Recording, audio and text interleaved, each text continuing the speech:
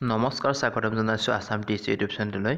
মই যে আপোনালোকৰ মাজলৈ লৈ আহিছোঁ কেইটামান অসম হিষ্ট্ৰীৰ কুৱেশ্যন এনচাৰ ভালদৰে শুনি যাব আৰু যদি মোৰ চেনেল ছাবস্ক্ৰাইব কৰি আহিব যাতে আগলৈ এনে কথা ভিডিঅ' পাই থাকে। এইটো হৈছে পাৰ্ট 4, ইয়াৰ আগত 3টা পাৰ্ট যদি চোৱা নাই চাই ল'ব। 31 কুন্দিল নদীৰ পাৰত কোনে ৰাজ্য স্থাপন কৰিছিল? উত্তৰ ভীষ্মক।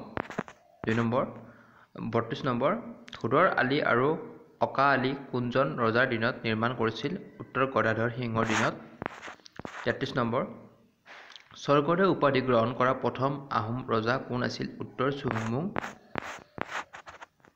34 কোনজন আহোম ৰজাই জয়সাগৰ পুখুৰী আৰু জয়দৌল নিৰ্মাণ কৰাইছিল? উত্তৰ ৰুদ্ৰসিংহই। 35 আটাইতকৈ কম বয়সৰ আহোম ৰজাজনৰ নাম কি? উত্তৰ চুলিকফা।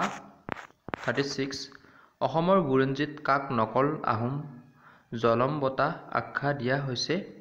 উত্তৰ কীৰ্তিচন্দ্ৰ বৰবৰুৱাক। 37 নেঘেৰিটিঙৰ শিৱদৌল কোনজন ৰজাই নিৰ্মাণ কৰাইছিল? উত্তৰ হ'ব স্বৰ্গদেউ ৰাজেশ্বৰ সিংহই। 38 শিৱসাগৰত কাৰেংঘৰ কোনে সজাইছিল? উত্তৰ স্বৰ্গদেউ ৰাজেশ্বৰ সিংহই। 39 কাৰ দিনত চীনা পৰিব্ৰাজক হিউৱেনচাং অসমলৈ আহিছিল? উত্তৰ কুমাৰ ভাস্কৰ বৰ্মনৰ দিনত। 40 আহোমৰ প্ৰথম ৰাজধানী ক'ত আছিল? উত্তৰ চৰাইদেউ। আজিৰ পাৰ্টত ইমানখিনি আছিল। নেক্সট মই তোমালোকক 500টা অসম হিষ্ট্ৰীৰ কুৱেশ্যন এনচাৰ দিম বুলি মই টাৰ্গেট লৈছোঁ। তোমালোকে চেনেলটো ছাবস্ক্ৰাইব কৰি আহিব।